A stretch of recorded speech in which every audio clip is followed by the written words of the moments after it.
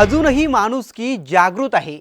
कितीही जातीयवादाची बीजे पेरली तरी माणुसकीच उगवणार, अशा कॅप्शन सहित हा काही सेकंदांचा व्हिडिओ सोशल मीडियावर तुफान व्हायरल होतोय। व्हायरल होण्याचं कारणही तितकंच खास आहे।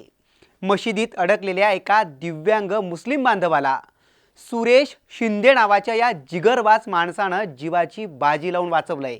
रात्रीचा थरार, त्यात शक्तिशाली पाण्याचा प्रवाह, मशिदीत घुसलेलं पाणी, त्यात अडकलेले सिकंदर चाचा आणि मागचा पुढचा विचार न करता त्यांच्यासाठी जीवाची बाजी लावणारे सुरेश शिंदे यांची ही स्टोरी एखाद्या थ्रिलर सिनेमालाही लाजवणारी आहे।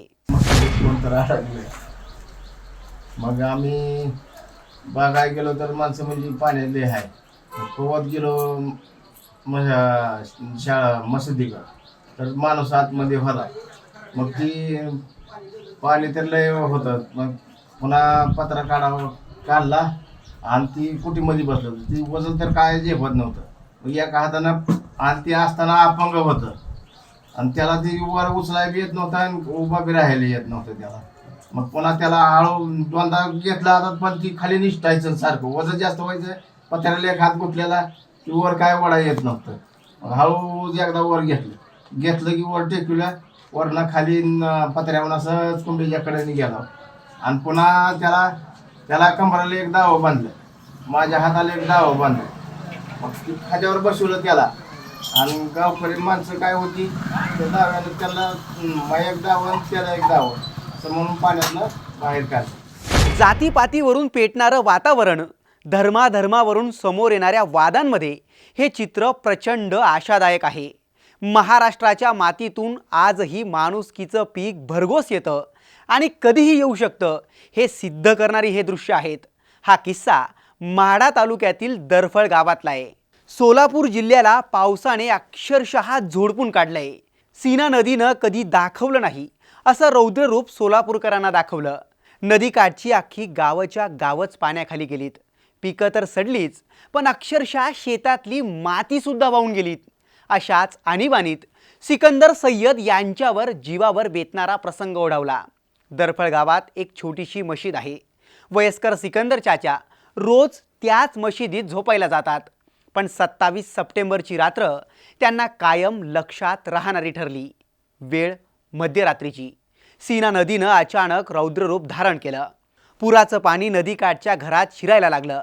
सिकंदर चाचा ज्या मशिदीत झोपले त्याही मशिदीत हळूहळू पाणी शिरू लागलं।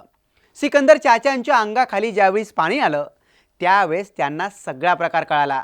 त्यांनी तात्काळ रांगत मशिदीचा दरवाजा उघडला आणि बाहेरचं दृश्य पाहिलं। बाहेरचं दृश्य पाहिल्यावर त्यांच्या पायाखालची जमीनच सरकली, कारण बाहेरचं दृश्य धडकी भरवणारं होतं। पाण्याचा प्रवाह वाढत होता, त्यात आजूबाजूला किर्र काळोख। मध्यरात्रीची वेळ, जावं तरी कुठं आणि नेमकं कसं, या विचारांनी अस्वस्थ झालेल्या चाचांनी नाईलाजाने ती रात्र मशिदीतच काढायचं ठरवलं। पण पाण्याचा जोर वाढणार आहे, ते आपल्या जीवावर बेतणार आहे, याचा सिकंदर चाचांनी स्वप्नातही विचार केला नव्हता। पाणी वाढत गेलं। झोपलेले सिकंदर चाचा आता नाईलाजानं उठून बसले। पाण्याची पातळी हळूहळू वाढत होती। आता पाणी चाचांच्या चक्क छातीपर्यंत पोचलं होतं। त्या पाण्यात सिकंदर चाचा कसेबसे पहाटेपर्यंत तग धरून बसले, पण अखेर जेव्हा त्यांच्या गळ्यापर्यंत पाणी पोहोचलं तेव्हा मात्र चाचा जीवाच्या आकांतानं ओरडायला लागले। जीव वाचवण्यासाठी ते मशिदीतच जोरजोरात पत्रा वाजवू लागले। कुणीतरी आपली हाक ऐकेल आणि आपल्याला या मृत्यूच्या दाढेतून बाहेर काढेल या आशेनं ते जीवाच्या आकांतानं ओरडत होते। नेमका त्यांचा हाच आवाज सुरेश शिंदे नावाच्या या धाडसी माणसानं ऐकला। ज्या पुराच्या पाण्याला पाहून भल्या भल्यांना धडकी भरते त्याच पाण्यात सुरेश शिंदेंनं उडी मारली। पाण्याशी झुंज देत ते कसेबसे मशिदीच्या छतापर्यंत पोचले। त्यांनी मशिदीचा पत्रा काढून सिकंदर सय्यद यांना बाहेर काढायचा प्रयत्न केला, पण मशिदीचे पत्रे नट बोल्टनं फिट केले होते, त्यामुळे त्यांनी पकड मागवून घेतली। आणि त्यानंतर काय घडलं तुम्हीच पहा।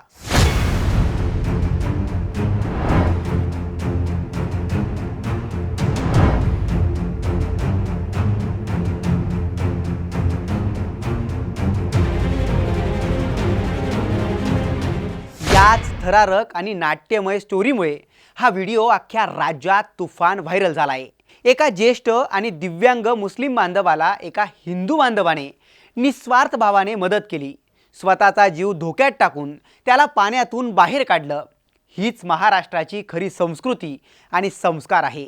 राज्यात एकीकडे आय लव्ह मोहम्मदच्या प्रकरणावरून वाद उफाळलेला आहे।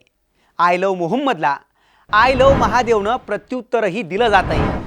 अहिल्यानगरात त्याचे काय पडसाद उमटले हे अख्ख्या राज्यानं पाहिलंय।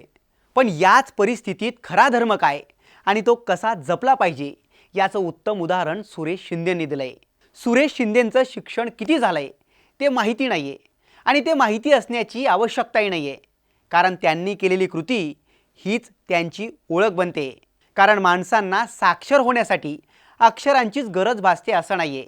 त्यांच्या तत्परता आणि माणुसकी जिवंत असली तरी त्यांचं माणूसपण ग्रेट बनतं।